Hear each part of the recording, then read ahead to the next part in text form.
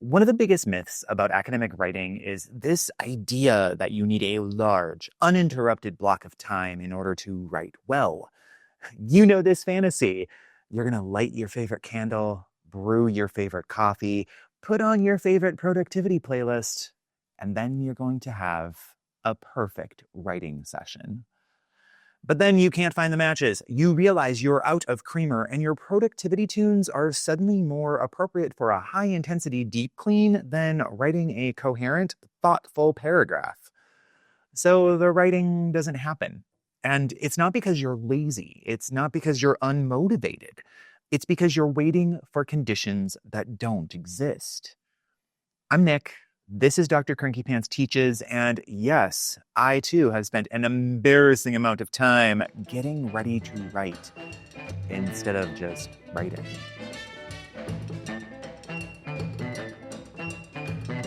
If you've ever caught yourself thinking, I'll start when I can really focus, or it's not worth opening the document unless I can finish something, or I don't have enough time to do this properly, then this video is for you. Because those thoughts feel responsible. To an extent, they feel strategic, but they quietly shut your writing down. Because here's something we don't say out loud often enough. Most writing advice is built for people whose primary job is writing.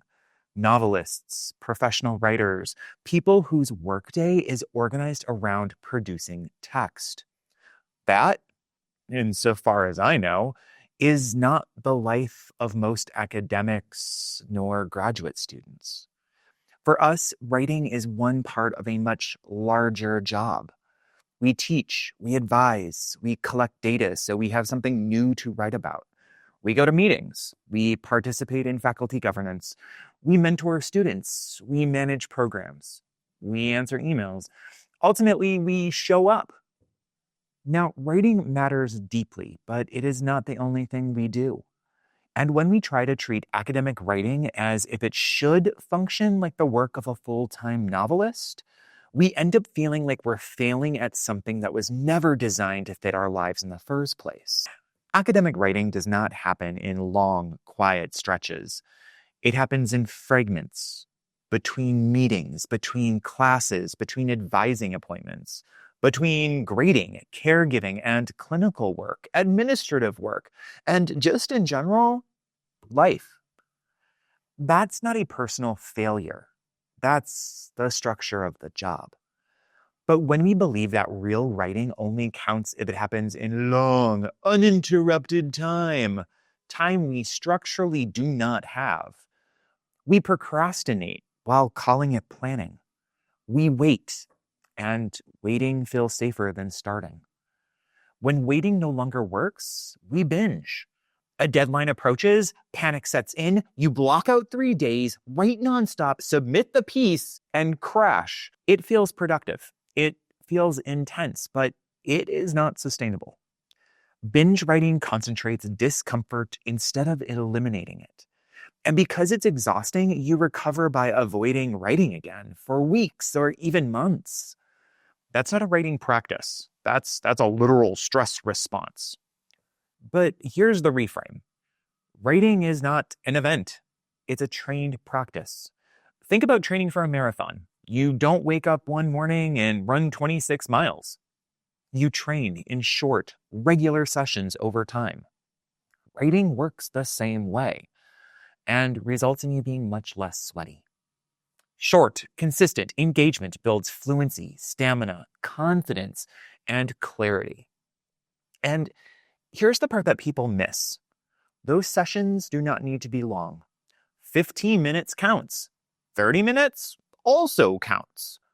What matters is keeping the project alive, because writing is not only producing perfect prose.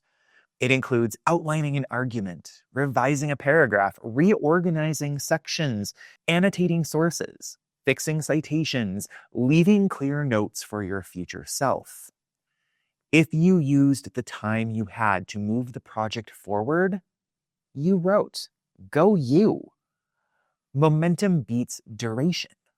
So how do you know if a short session actually counted? Here's the test. At the end of the day, ask yourself, what did I do today that makes tomorrow easier? And if you can answer that question, oh, it counted. If future you knows exactly where to start next, you succeeded. Kudos to you. Success is not finishing. Success is reducing friction. Now, an important clarification, because this is not permission to never do deep work. This is not about lowering standards, and it's not about avoiding hard thinking.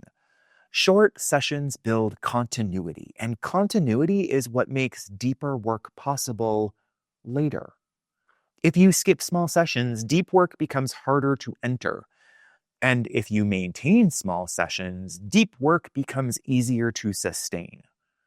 This model supports rigor, but does not replace it. And here's why this matters long term.